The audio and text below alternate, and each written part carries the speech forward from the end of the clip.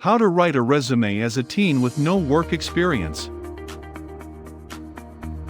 Applying for your first job ever can be exciting, but it can quickly turn stressful when the first thing they ask you for is a resume. Resumes typically have your prior work experience on it, and if you've never worked before, it can be very difficult to figure out what to write on it. Well, we're here to help. But before we get into it, make sure to like this video and subscribe to our channel for more videos like this. 1. Make it stand out immediately. Most employers receive tons of resumes every time they post a job listing. It's highly unlikely that they'll have time to read every single word of every single resume. That would take ages. Instead, they will skim through them and only stop on the ones that stand out and grab their attention quickly. The layout should be interesting, add a few colors, bullets, sections that pop out. Start it off with a little summary about who you are. This will get them to stop on your resume, and they'll instantly get to know you before they even read the rest of your resume. 2. Talk about your education.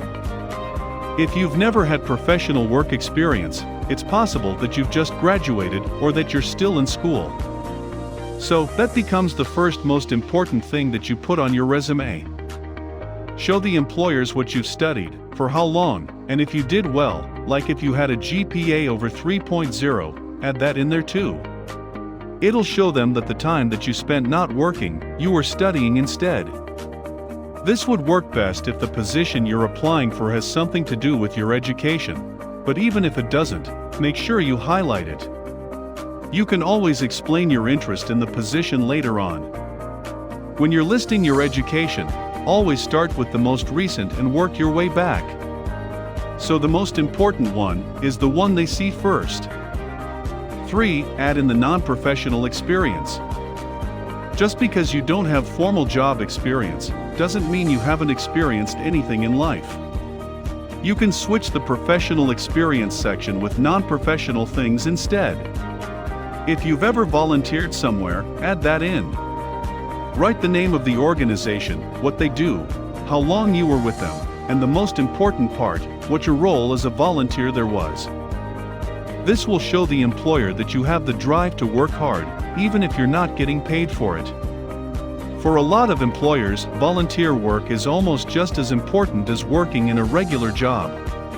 If you haven't had any prior volunteer experience either, sign up for one. Just skip out on the dates section until you've spent some time at the organization. That way, you'll be able to list them on the resume and even use it on resumes later on. You can even use this section to highlight any extracurricular activities or anything else you've been a part of other than studying in the past few years. This includes everything from being on a sports team to being a part of school plays. Anything that you've participated in that could show a little bit of talent or skill. This can lead to the next section.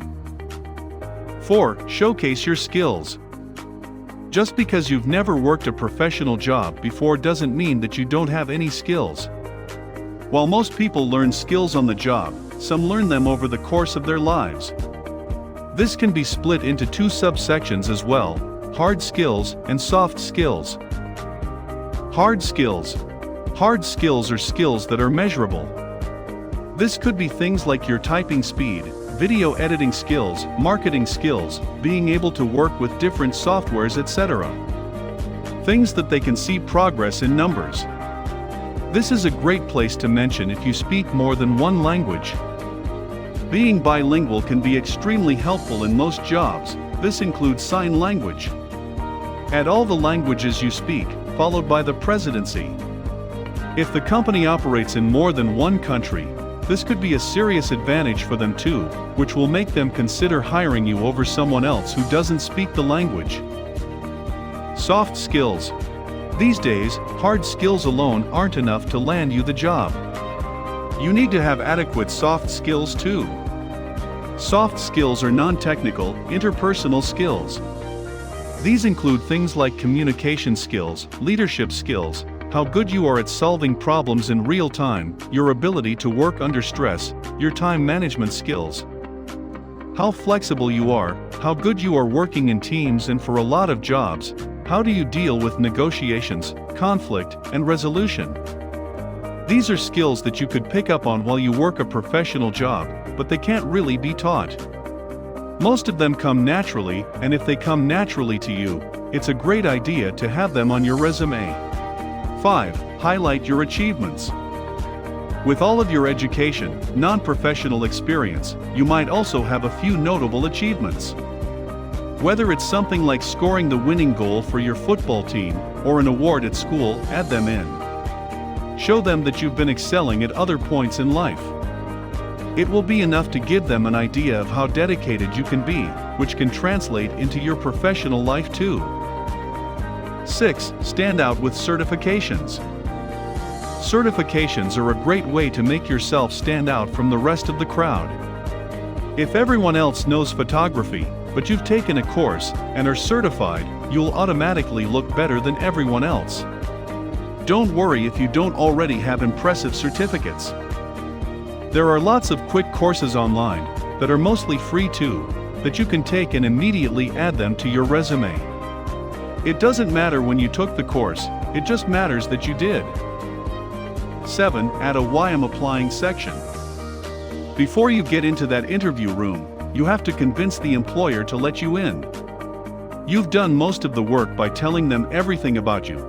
Now it's the point to tell them why you're applying to their listing.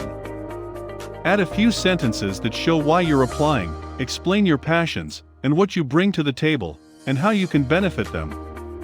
Explain this within 2 or 3 sentences. You can build on this in your interview too. These 7 things alone will be enough to fill up that resume page easily. Just remember, work on your layout, introduce yourself with a short summary, talk about your education, your non-professional experience, your skills, your achievements, certifications, and why they should hire you.